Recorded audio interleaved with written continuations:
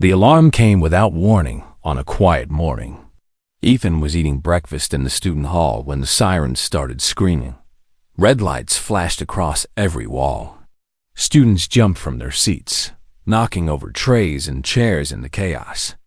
A voice came over the speakers, cold, mechanical, terrifying. "Attention all personnel. Vorm Warfleet detected in orbit. This is not a drill. All combat students report to defense positions immediately. Repeat, this is not a drill." The Vorn. Ethan had heard stories about them during his classes. They were a species of conquerors who had disappeared from the galaxy 300 years ago. No one knew where they went. No one knew why they left. Everyone hoped they would never come back. Now they were here. Ethan ran with the other students toward the eastern compound where Class Sigma 7 was assigned. Through the windows, he could see the sky above Nexus Prime turning dark. Massive ships blocked out the purple sun. There were dozens of them. Maybe hundreds. Commander Rila was already at the compound, shouting orders to students and instructors. Her silver face was calm, but Ethan could see the fear in her 4 eyes. She knew what was coming. They all did. "The Vorn have sent one message," she announced. "Surrender or die. The Academy Defense Forces are engaging the enemy fleet, but we are badly outnumbered. Evacuation transports are launching from the western docks." She paused. "We need to hold this position until the civilians are safe." Explosions echoed in the distance. The ground shook. Through the compound walls, Ethan could hear the sound of energy weapons firing and soldiers screaming. "They are landing troops," someone shouted. "Vorm ground forces are inside the perimeter." It happened so fast. One moment, the students of Class Sigma 7 were preparing defensive positions. The next moment, the eastern wall exploded inward, showering them with broken metal and glass. Vorn soldiers poured through the gap. They were tall creatures with black armor grafted directly onto their gray skin. Their eyes glowed red. Their weapons hummed with deadly energy. They moved like shadows, fast and silent and unstoppable. Vex charged at them with all 4 fists swinging. He managed to knock down 2 soldiers before a third shot him in the chest. He flew backward and hit the ground hard. He did not get up. Zero released a massive bolt of electricity that killed 3 Vorn at once, but more kept coming. One of them grabbed her arm and threw her against a wall. She crumpled to the floor, sparks flickering weakly across her broken body. Kral roared and charged like a wild animal. He crushed a Vorn soldier with his bare hands, then another, but they shot him from all sides until even his massive body could not take any more. He fell to his knees and collapsed. One by one, the students of Class Sigma 7 fell. Some were killed. Some were captured. None could stand against the endless wave of Vorn soldiers. Ethan watched from behind a piece of debris. His hands were shaking. The power inside him was screaming to be released. It pushed against his mental walls so hard that he could feel them cracking. Not yet, he told himself. Keep control. Do not let go. But then the Vorn commander entered the compound. He was different from the others. Bigger, darker. His armor looked ancient, covered in symbols that seemed to move when you looked at them. His red eyes burned with intelligence and cruelty. He radiated power like a black hole radiates gravity. The commander surveyed the destruction with satisfaction. He looked at the fallen students like they were insects beneath his feet. Then his eyes found Ethan, the small human hiding behind broken metal. "Interesting," the commander said. His voice was like rocks grinding together. "A human. I have heard of your species. The weakest creatures in the galaxy. The prey that somehow made it to the stars." He walked toward Ethan slowly. "Tell me, little human, are you afraid?" Ethan did not answer. He could not answer. All his strength was focused on holding the walls in his mind together. The commander grabbed him by the throat and lifted him off the ground. Ethan's feet dangled in the air. He could not breathe. He could feel the alien's claws digging into his skin. "I will make an example of you," the commander said. "I will show the galaxy what happens to weak species who think they can stand among the strong." Zira was lying nearby, barely conscious. Blood ran down her face from a wound on her head, but her golden eyes were open. She was looking at Ethan with desperation, with hope, with a silent plea. "Do something. Whatever you are hiding, whatever secret you carry, please, now is the time." Ethan looked at her. He looked at Vex, motionless on the ground. He looked at Crawl, breathing weakly. He looked at all his classmates, the people who had mocked him and laughed at him and left him alone on a death moon. They were going to die. They were all going to die. Unless he did something. The walls in his mind cracked wider. The power behind them surged forward, begging to be free. He had made a promise.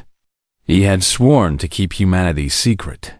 He had spent his entire life building those walls, training himself to hold back, to hide, to pretend to be something he was not. But what was the point of keeping a secret if everyone he knew was dead? What was the point of hiding if there was no one left to hide from? The Vorn commander squeezed harder. Ethan's vision started to go dark. He felt himself fading. He felt the world slipping away. And in that moment of darkness, Ethan made his choice. He stopped fighting. He stopped holding back. He let go of the walls, and everything changed. The power that humanity had buried for thousands of years. The potential that had terrified the Galactic Council. The fire that Ethan had spent his whole life trying to control erupted from the deepest parts of his soul. His eyes snapped open. They burned with white fire, and the universe held its breath. The transport ship landed on Nexus Prime with a heavy thud that shook Ethan Cole to his bones. He grabbed his small bag and walked down the ramp into the bright sunlight of an alien world.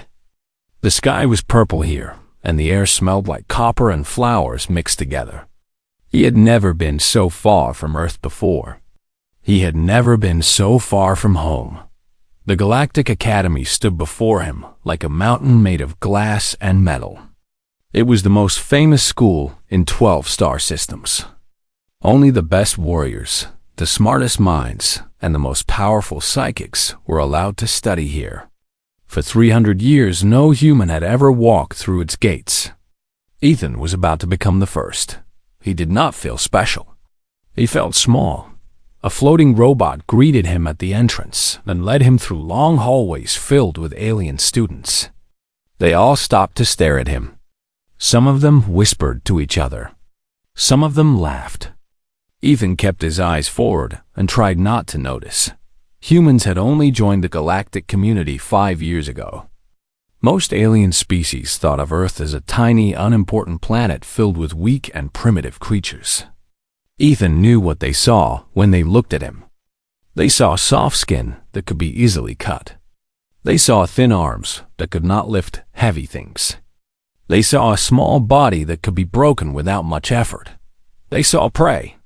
The robot stopped at a large door and told him this was his assigned classroom. Class Sigma 7, combat training. Ethan took a deep breath and walked inside. 20 alien students turned to look at him. The room went completely silent. The first thing Ethan noticed was how big everyone was. There was a Corthian near the window, a creature with 4 muscular arms and skin that looked like gray stone.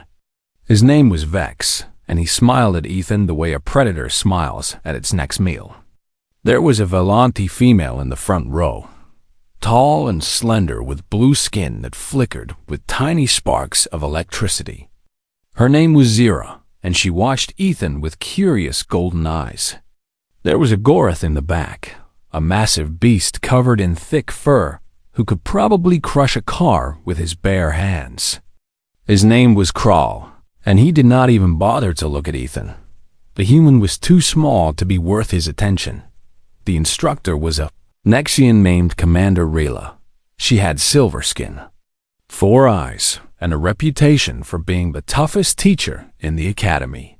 She pointed at an empty seat in the corner and told Ethan to sit down. He did as he was told. The first day was an assessment. Every student had to demonstrate their abilities so the instructors could measure their starting level. Ethan watched as his classmates showed off their incredible powers. Vex punched through a solid metal wall with his fists. Zira released a bolt of electricity that melted a training dummy into liquid metal. Crawl lifted a transport vehicle over his head. Like it weighed nothing at all. Then it was Ethan's turn. He walked to the testing area and felt every eye in the room burning into his back. The first test was strength. He had to hit a machine that measured how hard he could punch. He hit it as hard as he could. The number that appeared on the screen was the lowest score in Academy history. Some students laughed out loud. The second test was speed. He had to run through an obstacle course as fast as possible. He finished dead last. More laughter. The third test was durability. A robot shot low-power energy blasts at him while he tried to stand his ground. The first blast knocked him off his feet. The laughter became louder. The final test was psychic potential. He sat in a chair while a machine scanned his brain for signs of mental abilities. The result came back almost empty. His psychic potential was barely above 0. Commander Rila looked at the results and said nothing. Her 4 eyes showed no emotion. She simply marked something on her tablet and told Ethan to return to his seat. The whispers started immediately. Why was a human even allowed here? This was a joke. This was an insult to the Academy. The weak little creature should go back to his weak little planet where he belonged. Ethan sat in his corner and stared at the floor. He did not argue. He did not explain. He just sat there and took a dot after class. Vex and 2 of his friends blocked Ethan's path in the hallway. The Corthian leaned down until his face was inches from the human's face. His breath smelled like rotting meat. "Listen carefully, little creature," Vex said. "You do not belong here. Every day you stay, you embarrass yourself and your pathetic species. Leave now, while you can still walk." Ethan looked up at the alien, who was 3 times his size. Something flickered in his eyes, just for a moment. A tiny spark of something that should not have been there. But it disappeared so quickly that Vex did not notice. "I am not leaving," Ethan said quietly. Vex laughed and shoved Ethan against the wall. The human hit the hard surface and slid to the ground. The aliens walked away, still laughing. Ethan picked himself up slowly. His shoulder hurt where he had hit the wall. His pride hurt even more. But he did not cry. He did not complain. He simply walked back to his small room in the student housing building and began to plan. That night, while everyone else slept, Ethan went to the training hall alone. He practiced fighting techniques until his muscles screamed. He ran the obstacle course again and again until he could barely stand. He pushed his body to its absolute limit. The next night, he did the same thing. And the night after that.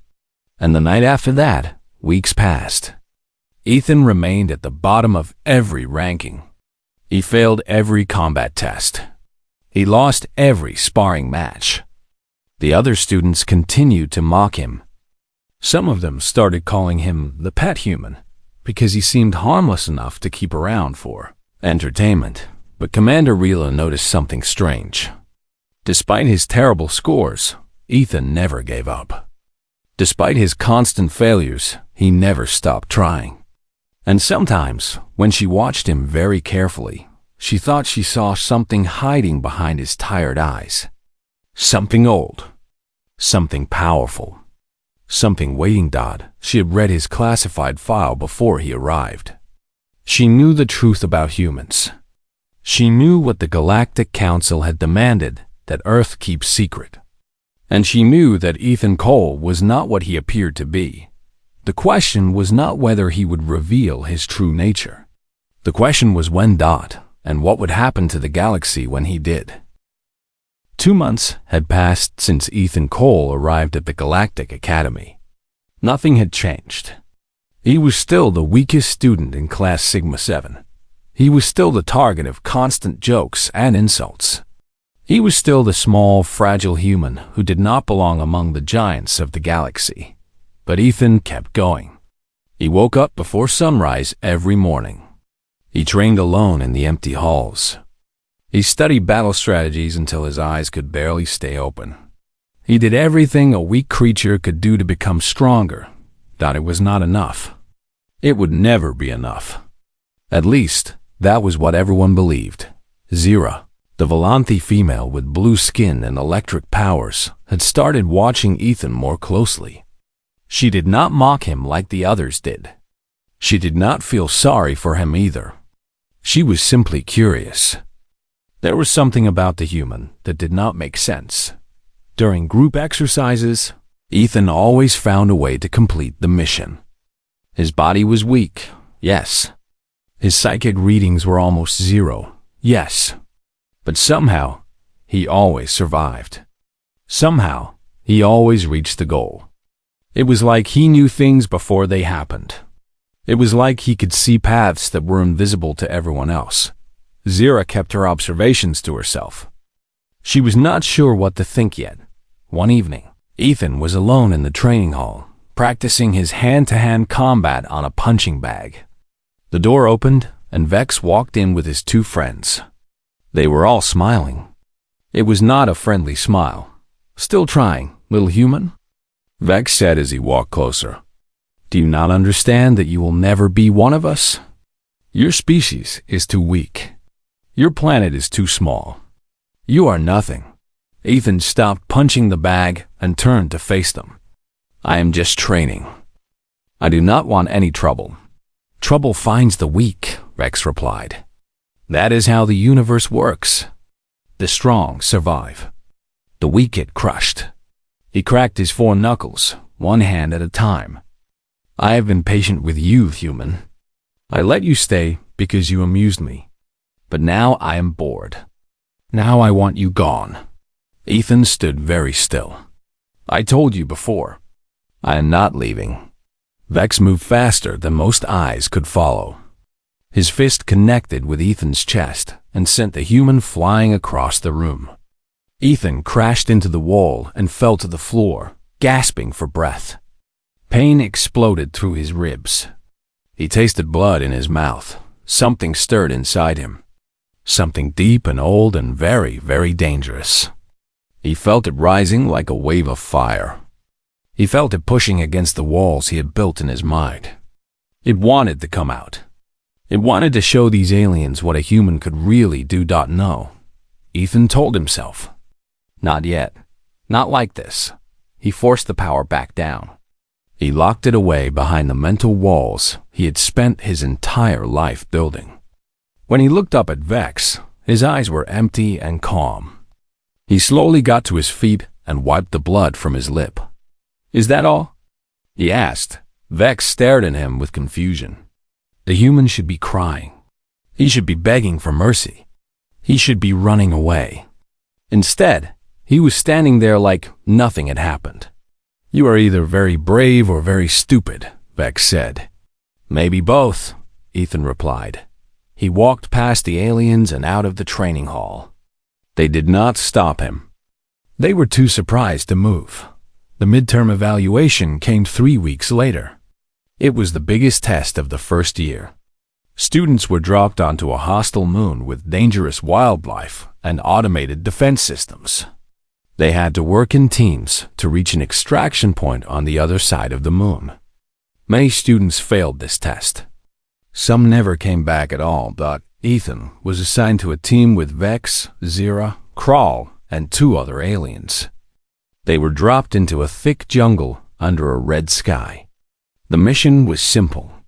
Survive for 3 days and reach the extraction point. After 1 hour, Vex called a team meeting. He looked directly at Ethan. You will slow us down, Vex said. We all know it. So here is what we are going to do. We are leaving you behind. You cannot do that, Zira said. The rules say we work as a team. The rules say we reach the extraction point, Vex replied. It does not say how many of us have to make it. The human stays. The rest of us go. Crawl nodded his massive head. The other two aliens agreed as well. Zira looked at Ethan with something like guilt in her golden eyes, but she did not argue further. The team needed to survive. The human was a weakness. They could not afford. They left him alone in the jungle. Ethan watched them disappear into the trees. He was not angry. He had expected this. In fact, he had prepared for it. He closed his eyes and let his senses expand. The mental walls in his mind were still there, still holding back his true power. But he could let a little bit through. Just enough to survive. Just enough to see what others could not see. The world around him became clearer. He could feel the automated defense systems buried underground, waiting to detect movement. He could sense the patrol routes of the deadly robots that guarded the moon. He could see the invisible laser grids that would cut a person in half. If they walked through them. He started moving. For the next 2 days, Ethan walked through the most dangerous landscape in the galaxy like he was strolling through a park. He avoided every trap before it triggered. He dodged every patrol before it could see him. He found hidden paths and secret shortcuts that should have been impossible to find. He reached the extraction point 12 hours before any other team, when Vex and the others finally arrived, exhausted and injured from their journey. They found Ethan sitting calmly on a rock, eating a food bar from his pack. He smiled at them and waved. What took you so long? He asked. No one laughed. No one spoke. They just stared at him with wide eyes and open mouths. The instructors reviewed the footage from Ethan's journey. They watched it 3 times. They could not explain what they saw. The human had moved through the defense grid like he knew exactly where every threat was. He had made decisions that saved his life seconds before danger appeared. It was not luck. It was not training. It was something else entirely. When Commander Rila asked Ethan how he did it, he just shrugged. Good instincts, I guess, he said. She did not believe him. Neither did anyone else. But no one could prove he was lying. The truth was buried deep inside him, locked behind walls that were starting to crack. The story of the human who walked through the Death Moon spread through the academy like fire. Students who had never noticed Ethan before now watched him wherever he went. The laughter and jokes had stopped. In their place was something new: suspicion, fear, and most of all, questions. How did the weakest student in the academy survive alone when full teams barely made it? How did a human with almost no psychic ability avoid traps that killed aliens with senses 10 times sharper than his? How did the small creature from the backwater planet do the impossible? Ethan had no answers for them. At least, no answers he was willing to share. Zira found him sitting alone in the academy garden 3 days after the evaluation. The garden was filled with plants from 100 different worlds. Some glowed softly in the twilight. Some moved on their own, reaching toward visitors like curious children. Ethan was watching a flower that changed colors every few seconds, lost in thought. You are not what you pretend to be, Zira said as she sat down beside him. Ethan did not look at her. I do not know what you mean. Yes, you do. Zira's golden eyes studied his face carefully. I have been watching you since you arrived. At first, I thought you were just stubborn, a weak creature too proud to accept reality. But that is not true, is it? You are hiding something. Everyone hides something. Not like this. Zira leaned closer. On that moon, I saw the path you took on the tracker map. You walked through areas that should have killed you instantly. You avoided dangers before they even activated. No one can do that without psychic abilities far beyond what your tests showed. Ethan finally looked at her. For just a moment, she thought she saw something in his eyes. something bright and ancient, something that made her feel very small. Then it was gone, hidden behind his calm expression. "I got lucky," he said. "You are lying. Maybe." He stood up and started walking away. "But even if I am, it is not your problem." Zira watched him go. She was more curious than ever, and more worried. The next morning, Ethan received a message on his communication device. Commander Rila wanted to see him in her office, immediately. He walked through the academy with a heavy feeling in his stomach. He had been careful. He had controlled himself. But the evaluation had pushed him too far. He had let too much slip through the cracks in his mental walls. Now someone had noticed Commander Rila's office was on the top floor of the main building. The walls were covered with awards and medals from her long military career. She had fought in 3 interstellar wars. She had trained thousands of warriors. She was not someone who missed details. "Sit down, Ethan Cole," she said when he entered. He sat in the chair across from her desk. Her 4 silver eyes watched him without blinking.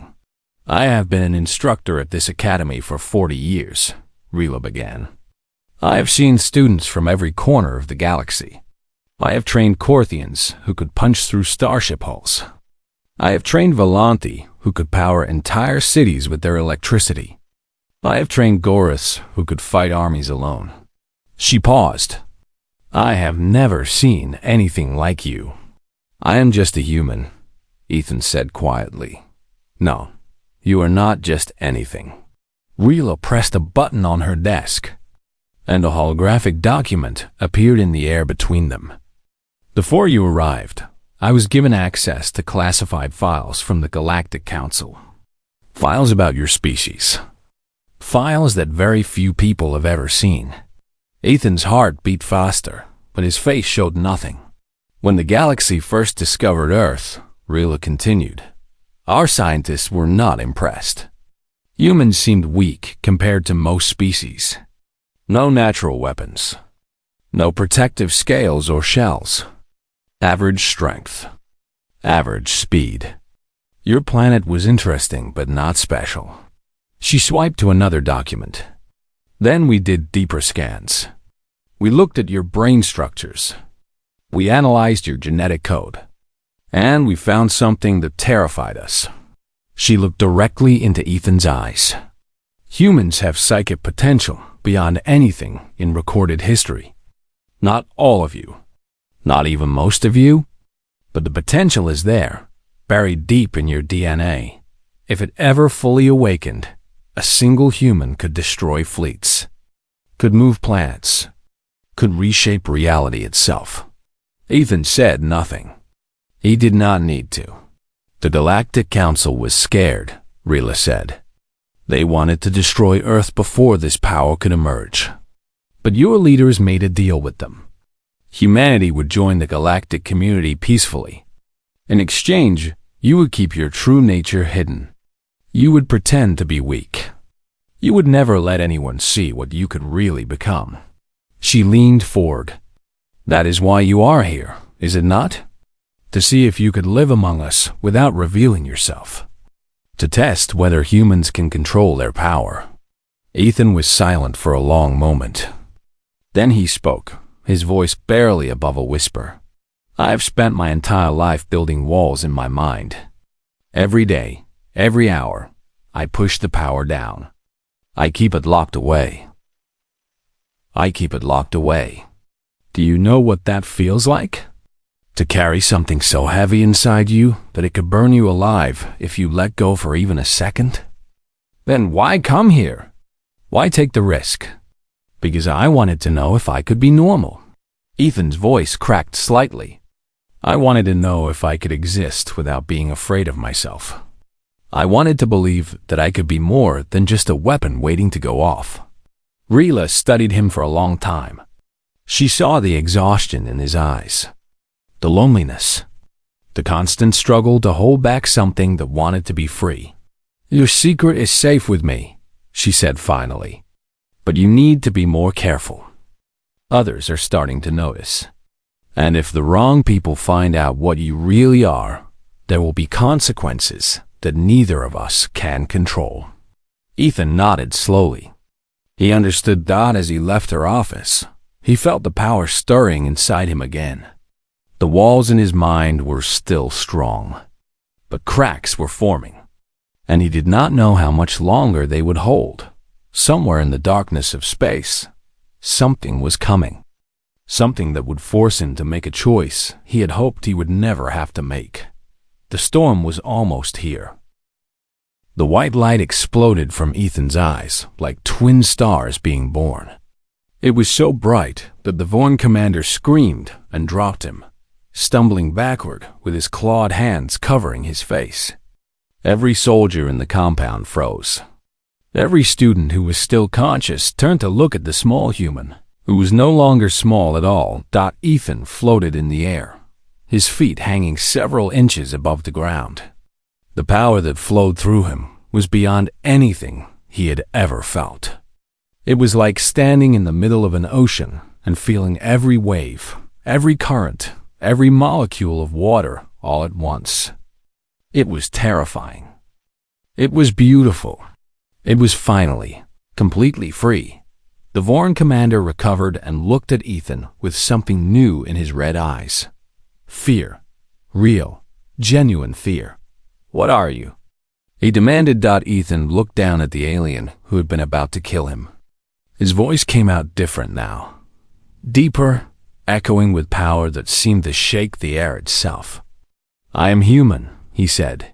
He raised his hand, and the Vorn commander flew backward as if hit by an invisible truck. The ancient warrior crashed through 3 walls before finally stopping, buried under tons of debris. The other Vorn soldiers opened fire. Energy beams streaked toward Ethan from every direction. None of them reached him. They stopped in midair, inches from his body, and hung there like frozen rain. Then, with a thought, Ethan sent them flying back at their owners. A dozen soldiers fell without ever knowing what happened. More soldiers came. Ethan did not move. He did not need to move. His mind reached out and touched each of them, overwhelming their thoughts with a presence so vast and powerful that their brains simply shut down. They collapsed like puppets with cut strings, alive but unconscious. Their minds unable to handle what they had encountered. In less than 30 seconds. Every Vorn soldier in the compound was down, but Ethan was not finished. He looked up through the broken ceiling at the dark sky filled with enemy ships. He could feel them up there. Hundreds of vessels carrying thousands of soldiers, all of them ready to burn this world to ash. He could feel the fear of the Academy's defense forces, outgunned and outnumbered, fighting a battle they knew they could not win. He could also feel the civilians in the evacuation transports, the children crying, the parents praying, the old and the young all huddled together waiting to die. No, Ethan thought. Not today. He rose higher into the air, floating up through the broken roof and into the sky. The purple sun of Nexus Prime had been blocked by Vorn ships, but now a new light appeared, white, pure, blazing with power that dwarfed anything the galaxy had seen in 1,000 years. On the bridge of the Vorn flagship, sensors screamed warnings that made no sense. A single life form was generating energy readings that exceeded their entire fleet combined. The Admiral demanded answers that no one could give. Ethan reached out with his mind. He touched every ship at once. He felt their cold metal hulls, their humming engines, their crews scrambling in panic. He felt the weapons they were charging, ready to destroy the Academy and everyone in it. And then, with a thought that required less effort than blinking, he crushed them all. The students of Class Sigma 7 watched in stunned silence as the Vorn fleet crumpled like paper in the sky above them. Ships that had terrified the galaxy folded in on themselves, squeezed by invisible forces into balls of twisted metal. Explosions bloomed across the darkness as engines failed and reactors collapsed. In less than a minute, The greatest invasion force the Vorn had ever assembled was nothing but falling debris. Ethan floated back down to the compound. The white light in his eyes began to fade. The power retreated, flowing back into the deep places inside him where it had lived for so long. He felt exhausted. He felt empty. But he also felt free in a way he had never felt before. His feet touched the ground, and he nearly collapsed. Commander Rila was at his side in an instant, holding him up. "The fleet," she said, her voice barely a whisper. "You destroyed their entire fleet." "I had to," Ethan replied. His voice was his own again, quiet and tired. "They were going to kill everyone." Zira limped toward him, supported by 2 other students. Her golden eyes were wide with wonder and something that might have been fear.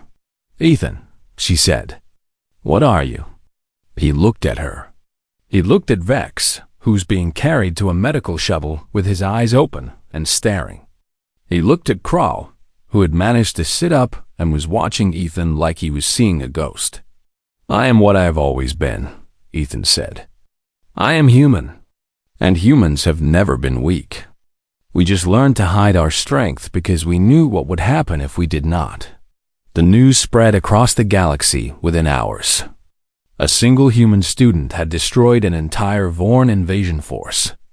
A species that everyone had considered primitive and helpless had revealed power beyond imagination. The Galactic Council demanded explanations. Earth's representatives said nothing.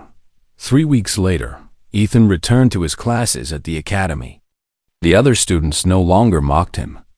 Some avoided him completely, too frightened to even make eye contact. Others treated him with careful respect, like he was a bomb that might explode at any moment. A few, like Zira, simply accepted him for who he was. Commander Rila called him to her office one final time. "The galaxy is afraid of humanity now," she said. "They know what your species can do. They're wondering if they should have destroyed Earth when they had the chance." "We are not conquerors," Ethan replied. "We never wanted this power. We just wanted to live in peace." "Then why did you reveal yourself? You could have died and kept your secret safe." Ethan thought about the question for a long moment. Then he smiled sadly. "Because some secrets are not worth keeping if they cost you everything you care about." Rila nodded slowly. She understood. Ethan walked out of her office and into the bright sunlight of Nexus Prime. The sky was purple again, clean and beautiful, no longer darkened by enemy ships. Students walked past him on their way to class. Some waved. Some nodded. Life went on, but deep inside him, the power waited. The walls he had rebuilt were stronger now, but they were also different. They were not prisons anymore. They were doors. Doors that Ethan could open whenever he chose. Humanity had spent thousands of years hiding what they could become. Now the galaxy knew the truth. Humans were not the weakest species. They were not prey. They were something far more dangerous. They were a sleeping giant that had finally opened its eyes, and the universe would never be the same.